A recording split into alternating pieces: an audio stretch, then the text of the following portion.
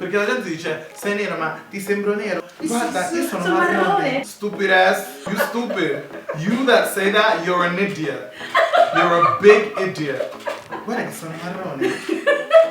Bravo. Allora, questo è Tea Time. Allora, di che cosa parliamo oggi? Della terminologia che dovrebbe essere utilizzata quando ci si riferisce alla nostra carnagione. Facendo queste ricerche, essendo cresciuti in Italia, avendo studiato l'italiano e in più avendo studiato la nostra cultura, abbiamo capito che il termine da usare per noi non è di colore, ma siamo Neri. ragazzi, non è un insulto. Quando vediamo una persona caucasica, come la chiamiamo? Bianca. Semplice! Non esiste una persona bianca. Avete mai visto una persona di questo colore? L'avete mai vista? No. Quindi è chiaro che non c'è una terminologia per le diverse sfumature di caucasico. Quindi noi è ovvio che non siamo neri come le nostre magliette. Toglietevi dalla testa che dire questa persona è nera sia più offensivo che dire questa persona è di colore, perché è esattamente l'opposto. Esatto. E Devi ci spiegherà. Il perché? Il termine di colore deriva dall'America perché i bianchi si diversificano dai neri e da tutte le altre razze, però per lo più neri, chiamandoli colored, che in italiano è ovviamente l'Italia e l'America.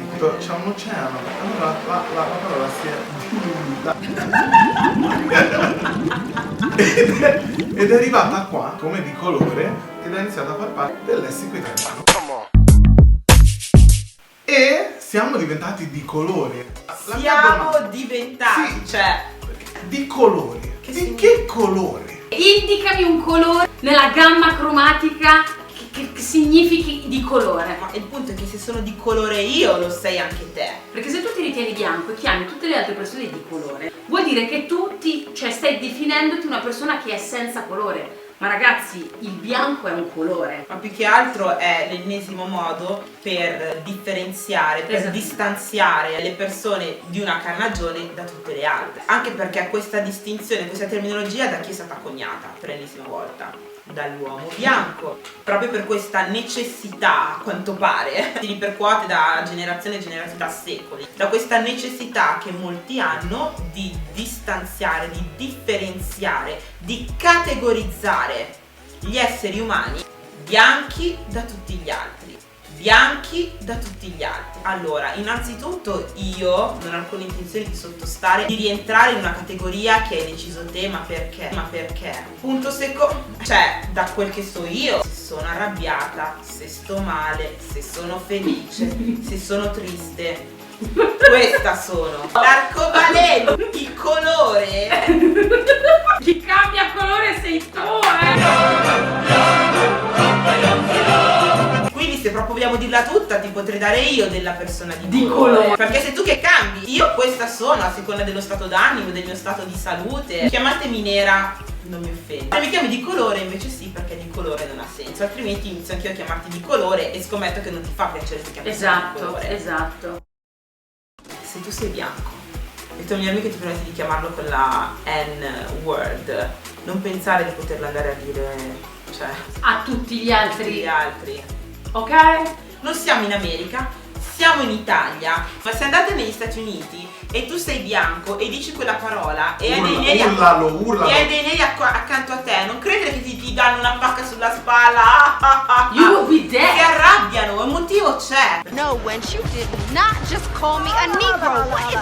Poi ci sono gruppi su Facebook fiero di essere Ok. N e fieri. Oh. Perché?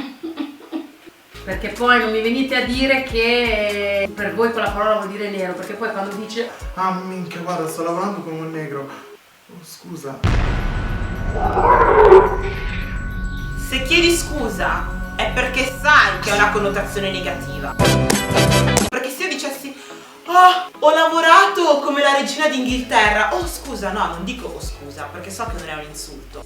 Se dico oh, ho lavorato come un deficiente e poi dico scusa, perché penso che tu sei un deficiente, capito? E poi dico, oh scusa, io dico, perché ti scusi? Io mica sono un deficiente. Non è che i significati delle parole cambiano a seconda di quando vi conviene di più. Siccome è una parola delicata, nel dubbio non la dite.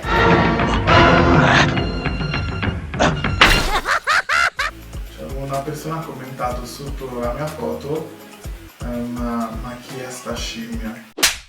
Non si dice, smettiamola di fare tutto ciò, perché se nel mondo ci prendono in giro, c'è un motivo, perché noi ce li abbiamo noi italiani questa cosa qua.